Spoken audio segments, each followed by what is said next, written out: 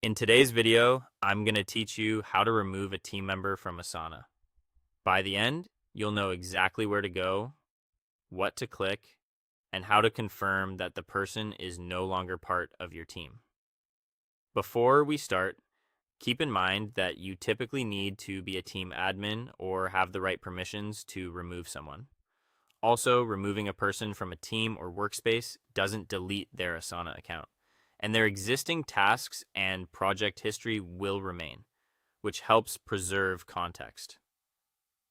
Begin by opening Asana and navigating to the team or workspace where the person belongs.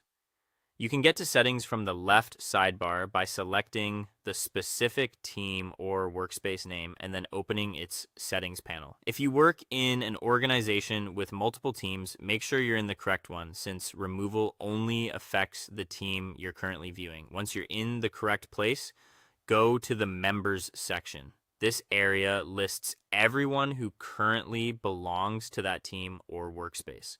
If you don't see members right away, look for tabs like Overview, Settings, or People, and then select Members.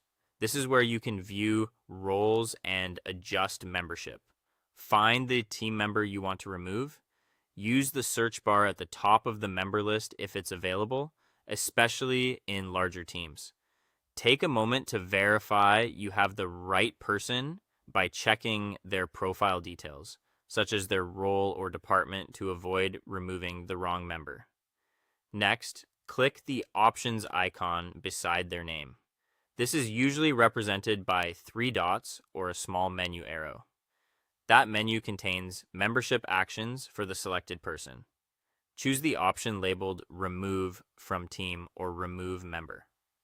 The wording may vary slightly depending on whether you're in a team within an organization or in a standalone workspace, but both options perform the same action of taking the person out of this specific group.